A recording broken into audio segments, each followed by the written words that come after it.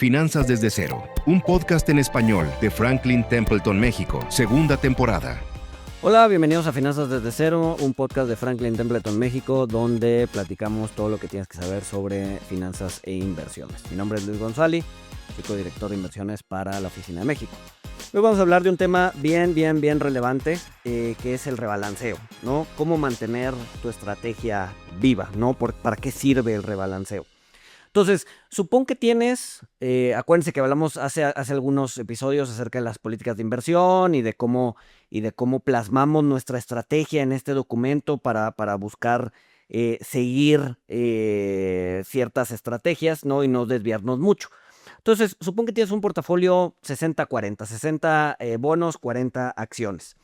Esa distribución, ¿no? Tú la decidiste, ¿no?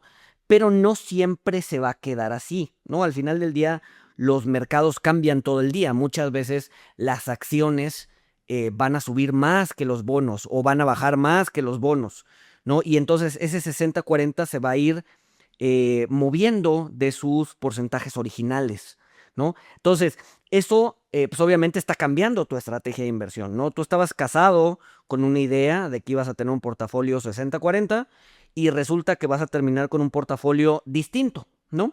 Entonces, esto podría implicar que después, si dejas el portafolio correr durante mucho tiempo sin moverlo, que podrías tener un portafolio mucho más riesgoso que antes, ¿no? ¿Por qué? Porque vas a terminar con un portafolio que inicialmente era 60 bonos, 40 acciones, vas a terminar con un portafolio probablemente 50-50, porque las acciones tienden a ganar más en el largo plazo y entonces ya no es tu estrategia original.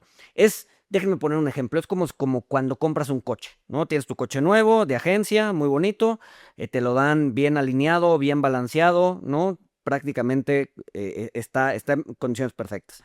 Sin embargo, lo vas usando, ¿no? Y en esta ciudad y en cualquier ciudad de México, pues estamos bastante familiarizados con los baches y con los topes que no están señalizados. Y pues bueno, ahí vamos dándole poco a poco al coche ciertos retos, ¿no? Y el coche pues, se va desbalanceando, pues va perdiendo las condiciones de fábrica que tenía, ¿no? Eso no quiere, eso, o sea, eso no está mal. Simplemente es por el uso o por dejar pasar el tiempo, pues el coche pues va perdiendo ciertas cosas que tenía de fábrica, ¿no? Y entonces es por eso que de vez en cuando tenemos que llevarlo a la agencia o a nuestro taller de confianza para que lo vuelvan a rebalancear, lo vuelvan a alinear, le pongan su aceite, le chequen el motor, etcétera, etcétera, etcétera. Lo mismo sucede con un portafolio, ¿no? Con un portafolio, el mercado son esos baches o esos topes en donde nos va a ir moviendo nuestras ponderaciones y esas ponderaciones pues obviamente van a ir cambiando y nos vamos a estar exponiendo a un portafolio al que originalmente no teníamos planeado exponernos, ¿no? Si estamos contentos con un portafolio 60-40, pues un portafolio 50-50 ya está ligeramente lejos de donde queremos estar. Y si lo dejamos correr, podríamos terminar con un portafolio 30-70 o 20-80, ¿no? Entonces, el rebalanceo lo que hace es volver a los parámetros de fábrica, digamos, con los que nos sentíamos cómodos a nivel de riesgo, ¿no? Mucha gente cree que el rebalanceo es para maximizar, digamos que rendimientos. No, la respuesta del rebalanceo es cuidar el nivel de riesgo al que estamos expuestos, ¿no? Al final del día, las cosas cambian, ¿no? Obviamente las cosas a las que les va bien tienden a sobreponderarse y por lo tanto terminamos con un portafolio generalmente más riesgoso, ¿no? Entonces, el rebalanceo nos sirve justamente para eso, para evitar tener un portafolio mucho más riesgoso. No buscamos maximizar ganancias, bien importante, buscamos mantener el nivel de riesgo estable, ¿no?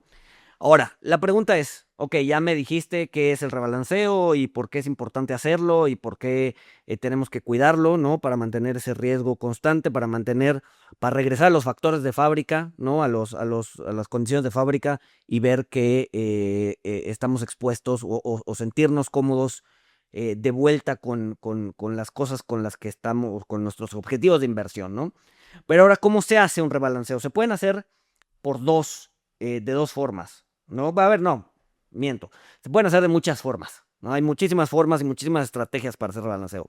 Las dos más comunes son por calendario y por desviación, ¿no? Por calendario me refiero a que yo voy a estar rebalanceando mi portafolio, pase lo que pase, cada mes o cada 6 meses o cada año, ¿no? No importa lo que pase con el portafolio, yo voy a hacer cortes a lo largo del tiempo y voy a regresar a las condiciones de fábrica, ¿no? Cada vez que el calendario marque cierta fecha. Pros, pues obviamente tienes un poquito más de disciplina, sabes que ya llegó el día, sabes que tienes que rebalancear, ¿no? Eso está bien. Contras es muchas veces en el lapso que escogemos no fue lo suficientemente largo o simplemente no pasó nada, ¿no? Hay meses en donde los mercados no se mueven mucho y realmente no se requiere un rebalanceo. Entonces, si lo haces por calendario, podrías estar comprando y vendiendo cantidades pequeñas de tu portafolio e incurriendo en costos, cuando no necesariamente lo tienes que hacer. Obviamente, ahorita que les hablaba de los ejemplos del rebalanceo, decía que un portafolio 60-40 se te puede ir a 50-50 o 40-60 o 30-70, ¿no? Esos son movimientos muy abruptos, no son movimientos muy violentos, ¿no? Pero también puedes tener, después de un lapso, ¿no? Un mes, 2 meses, 3 meses, que tu portafolio 60-40 termine siendo un portafolio 59-41, ¿no? ¿Realmente un portafolio 59-41 está muy lejos de tu objetivo? ¿Realmente te cambió el riesgo de manera significativa? Pues la respuesta es no, no necesariamente. Puedes vivir con un portafolio 59-41 sin problemas, ¿no? Eh, Probablemente con un portafolio 30-70 no, pero con una ligera desviación sí. Y entonces en el calendario, pues te puedes topar con esas cosas, ¿no? De tal forma que si a los 6 meses terminas con un portafolio 59-41, pues probablemente no valga la pena rebalancear, no valga la pena salir a mercado, vender, comprar posiciones, incurrir en esos costos, porque pues la verdad es que es prácticamente la misma estrategia que un portafolio 60-40, ¿no? Entonces, pros de rebalancear por calendario es, pues, o sea, tienes un poquito más de disciplina. Contras es que muchas veces no es necesario hacerlo, ¿no? O al revés, ¿no? Puedes tener que vas a rebalancear cada 6 meses y en esos 6 meses el mercado estuvo súper volátil y de repente terminas con movimientos o con un portafolio bien distinto al que empezaste y no han pasado ni siquiera los 6 meses, han pasado 4. Entonces, estás exponiéndote durante esos 2 meses, del mes 4 al mes 6, a un portafolio que no quieres exponerte, pero como todavía no llega la fecha de calendario, pues no rebalanceas. También eso digamos que sería un contra, ¿no? Muchas veces en un mercado volátil, pues el rebalanceo por calendario no necesariamente es lo mejor. Y luego tienes el rebalanceo por desviación, que hace un poco más de sentido, que es justamente pones límites. Oye, ¿sabes qué? Si mi portafolio se desvía X porcentaje de su allocation original, pues entonces lo llevo a ponderaciones. Por ejemplo, 5%, ¿no? Entonces yo puedo vivir con un portafolio, el portafolio 60-40, yo puedo vivir con un portafolio 59-41, 58-42, 56-44, pero ya que llego al 55-45, yo ya no estoy cómodo, esas fueron mis reglas y entonces lo llevo a ponderaciones originales, al 50, al 60-40, ¿no? Entonces, pros, pues obviamente es mucho más dinámico, ¿no? Puede haber largos periodos en donde no haces nada, puede haber periodos en donde haces mucho, si es que el mercado es volátil. Contras es, pues obviamente que tienes que estar mucho más pendiente de tu portafolio, prácticamente tienes que estarlo checando de manera más constante para, si se llega a tocar estos límites que tú te pusiste, pues poder jalar el gatillo y rebalancear, ¿no? Y eso obviamente me lleva al tema de bandas de tolerancia, ¿no? Que un poco ya las introduje con lo que acabo de platicar y es justo eso, ¿no? Son esos límites, esas bandas de tolerancia, o sea, ¿qué estoy dispuesto a tolerar dentro de mi portafolio? Una desviación de 0.5% de mi asset allocation original, pues sí, probablemente no sea mucho. 5%, 10%, pues probablemente eso ya me pone en un nivel de riesgo en donde yo ya no quiero estar y entonces rebalanceo. Entonces hay que ser como bien claros en cuáles son esas bandas de tolerancia, definirlas bien para que al momento en que lleguen poder jalar el gatillo y restablecer los parámetros de fábrica de mi portafolio, ¿no? Errores comunes al momento de rebalancear. Uno es pues no necesariamente revisar el portafolio, nunca revisar el portafolio, ¿no? El portafolio, a ver, tienes que tener un balance entre no revisar mucho el portafolio y revisarlo de manera constante, ¿no? Si lo estás revisando todos los días, pues probablemente tengas un problema porque vas a sentir como el riesgo de una manera más directa, ¿no? Y aquí voy a hacer una pequeña digresión, digresión a un paper que escribe Thaler, ¿no? Ya saben que aquí en el podcast nos gusta hablar de temas conductuales, pero justo Thaler dice, oye, ¿por qué el premio o el rendimiento extra que le pedimos al mercado accionario es tan alto, ¿no? Generalmente es un premio de 5, 6, 7%. O sea, eso no justifica el riesgo contra otro tipo de activos, ¿no? Y lo que encuentra es que el riesgo que le pide el inversionista al mercado o el rendimiento extra que le pide el inversionista al mercado va a estar en función de qué tanto ve o de qué tanto revisa el inversionista su portafolio. Ojo, este es un paper que sale en los 90s, es decir, todavía no había plataformas de trading, todavía no había nada de eso que tenemos hoy, ¿no? Que podemos ver nuestras inversiones en tiempo real prácticamente en cualquier momento. Eso no existía. Entonces, lo que Thaler dice es, a ver, si checas tu portafolio cada 6 meses, vas a pedirle mucho más, una prima mucho más alta de rendimiento al mercado. Si lo revisas cada año, esa prima va a ser alta, pero va a bajar respecto a 6 meses. Si lo revisas cada 5 años, entonces esa prima va a bajar. Si lo revisas cada 20 años, entonces esa prima va a ser muy similar a la prima que le pides a los bonos, por ejemplo, ¿no? Entonces lo que decía es, no revises tan seguido tu portafolio, porque si no vas a sentir que el mercado es mucho más riesgoso de lo que es. Otro ejemplo, supón que a inicios del COVID, ¿no? En febrero de 2020 tú invertiste tu portafolio, ¿no? Invertiste todo en el S&P y de repente, por una extraña razón, caíste en coma, ¿no? Caíste en coma y te levantaste en 6 meses después, ¿no? Lo primero que haces al despertar es ver tu portafolio y te das cuenta de que pues realmente no se movió mucho de donde estaba, ¿no? O sea, tú invertiste en febrero, ya es junio, julio, ves tu portafolio y dices, pues realmente no pasó nada. Tú no viste tu portafolio en 6 meses porque estabas en coma, pero una persona que vivió esos 6 meses viendo su cartera todos los días va a decir, ha sido el momento o el periodo de inversión más volátil que he visto en mi vida, ¿no? Si recuerdan lo que hizo el S&P en el 2020 empezó la pandemia, se cayó y después tuvo una recuperación rápida. En cuestión de 6 meses o sea, había caído a niveles bajos para después regresar a los niveles en donde había empezado en febrero del 2020, ¿no? La persona que no lo vio, pues no sintió el riesgo, no dijo, a ver, pues estoy donde estoy, pues qué bueno que invertí, no pasó gran cosa, no me perdí de nada, pero la persona que sí lo vivió dice, órale, o sea, esto está muy extremo para mí, por lo tanto necesito más rendimiento para poder soportar este nivel de estrés y de riesgo y de no poder dormir por las noches, ¿no? Entonces, conforme revises, o sea, conforme tus periodos de revisión sean más constantes, tu nivel de riesgo, tu nivel de apreciación del riesgo va a ser mayor. Entonces, ¿no vale la pena revisar el portafolio todos los días? No, porque eso además te va a hacer tomar decisiones más de corto plazo, ¿no? Pero tampoco se trata de dejarlo sin revisar, ¿no? 20 años, como en el ejemplo de Thaler. O sea, hay que buscar un parámetro o un lapso en donde puedas estar revisando tu portafolio sin que te genere ese estrés o esa ansiedad de tener o de percibir un riesgo mayor, ¿no?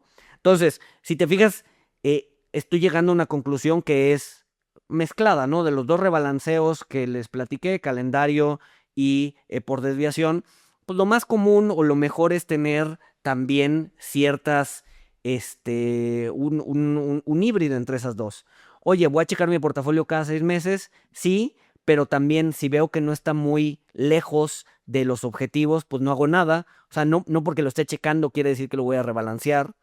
Pero también o sea, tengo que estar como conscientes de qué es lo que está haciendo el mercado por si de repente pasa algo muy volátil o si de repente hay movimientos bruscos del mercado, entonces buscar rebalancear antes del calendario. Entonces, un híbrido es bien importante, estar consciente de tu portafolio es bien importante sin caer en los extremos, no revisarlo cada 5 minutos, pero tampoco revisarlo cada 20 años, ¿no? Entonces, errores comunes.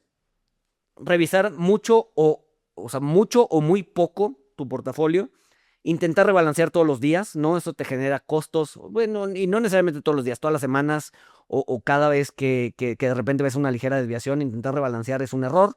¿Por qué? Porque no estás muy lejos de tus objetivos y además estás generando costos. El rebalanceo cuesta, porque vas a tener que comprar y vender. Y eso trae comisiones. Mover el portafolio porque te da miedo, ¿no? Es decir, de repente el mercado está cayendo y tú dices, y ya es demasiado riesgo, entonces voy a reducir mi ponderación en tal o cual activo. Eso también es un error, te aleja de tu objetivo de inversión y al final del día, pues nada más basta ver lo que ha hecho el mercado y basta ver lo que han hecho prácticamente todos los activos de inversión a lo largo del tiempo. Probablemente en un mes se vea volátil, pero si amplías el espectro y lo ves a 1 año, 2 años, 3 años, generalmente los rendimientos son positivos y son los rendimientos de largo plazo son buenos rendimientos, son rendimientos, como decía, positivos. En el corto plazo probablemente no se sienta así, ¿no? En un mes volátil digas, oye, esto es una locura, estoy perdiendo el dinero, vamos a cambiar la estrategia. Eh, no, o sea, esa toma de decisiones de corto plazo generalmente va en contra de las decisiones de corto plazo en donde los activos tienden a subir, ¿no?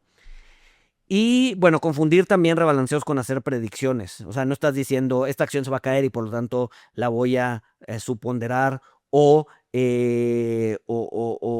intentar hacer como timing en el mercado, ¿no? La verdad es que el rebalanceo es regresar a las condiciones de fábrica, ¿no? Yo me casé con esta estrategia, no veo la necesidad de cambiarla, mucho menos por tomas de corto plazo.